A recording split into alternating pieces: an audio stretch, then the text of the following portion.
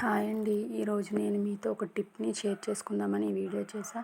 ఇదేంటంటే ఆవు పాల మీగడండి. స్టోర్ చేస్తాం కదా నెయ్యి కోసం. సో దాన్ని చాలామంది కవ్వంతో రుద్దుతారు, కొంతమంది చేతితో రుద్దుతారు కదండి. అది చాలా పెద్ద ప్రాసెస్ అనిపిస్తుంది. ఇంకా నేను చెప్పే టిప్ ఏంటంటే ఆ మీగడనంతటిని ఒక మిక్సీ జార్లోకి తీసుకొని ఫస్ట్ మిక్స్ చేయాలండి. అది కాస్త మిక్స్ అయినాక కొంచెం గట్టిగా ఉంటుంది కాబట్టి తర్వాత అది తిరగదండి. సో అప్పుడు ఏం చేయాలంటే మనం కొంచెం వాటర్ని అయితే యాడ్ చేసుకోవాలండి. కొంచెం అయితే చాలండి, ఎక్కువ వద్దు. టోటల్గా 2 టైమ్స్ వేసుకొని అది మిక్స్ చేసుకుంటే సరిపోద్దండి. ఆ వాటర్ కూడా మనం వాటర్ తాగుతాంగా ఆ గ్లాస్తో హాఫ్ గ్లాస్ వాటర్ అయితే టోటల్గా సరిపోతాయండి. సో ఇలా మిక్స్ చేసినాక చూడండి, వెన్నంతా సపరేట్ అవుతుంది, వాటర్ అనేది సైడ్ అయిపోతుంది. సో ఇదంతా మనం ఒక బౌల్లో వేసుకొని నైట్ అంతా ఉంచి పొద్దున్నే మనం ఒక కడాయిలోకి తీసుకొని వెన్నను మాత్రమే వాటర్ లేకుండా తీసుకొని మనం స్టవ్ మీద పెట్టుకోవాలండి. ఇది రిమైనింగ్ మిగిలిన వాటర్ అండి.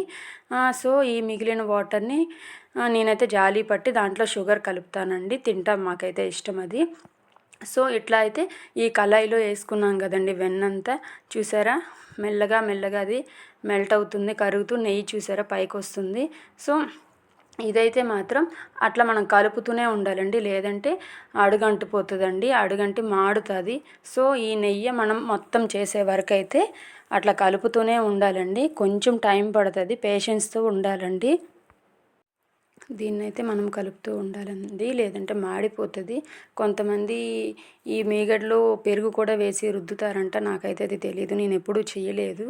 నేను ఎప్పుడు కష్టపడి రుద్దుతుంటే మా అత్తమ్మ చెప్పింది, మిక్సీలో వేసి ఇట్లా చెయ్యి తొందరగా అవుతుంది, నీకు కష్టం ఉండదు అని. ఇది నైట్ అంతా ప్రాసెస్ కూడా ఇదంతా మా అత్తమ్మ చెప్పిన టిప్పేనండి, నాకైతే తెలియదు. సో దీంట్లో తమలపాకు కూడా వేసి లాస్ట్లో వేస్తారంట, మరిగిస్తారంట, అది స్టోరేజ్ ఉండాలని. సో నేనైతే ఎప్పుడు వేయలేదు కాబట్టి ఈసారి కూడా వేయట్లేదండి. ఇది ఇట్లా మరుగుతుందని సైడ్ పెట్టకుండా కలుపుతూ ఉంటే అది అడుగంటకుండా మంచిగా వస్తుందండి. అడుగంటిందంటే నెయ్యి మాడు వాసన వస్తుంది, అక్కడైతే మాత్రం చాలా జాగ్రత్తగా చేయాలండి. చూసారా కాసేపు మరిగినాక ఎట్లా ఏమంటారు పొంగొస్తుంది చూసారా, అలా వచ్చేటప్పుడు కాస్త మీరు కలుపుతూనే ఉండాలండి. ఇది లాస్ట్కి అయ్యే వరకు కలుపుతూనే ఉండాలండి. అలా అయితే మనకి మాడకుండా పర్ఫెక్ట్గా నెయ్యి అయితే ప్రిపేర్ అవుతుందండి. నేనైతే నెక్స్ట్ కార్తీక మాసం వస్తుందిగా, సో దానికోసం ఈ ఆవు నెయ్యినైతే తయారు చేసి స్టోర్ చేసుకుంటున్నానండి.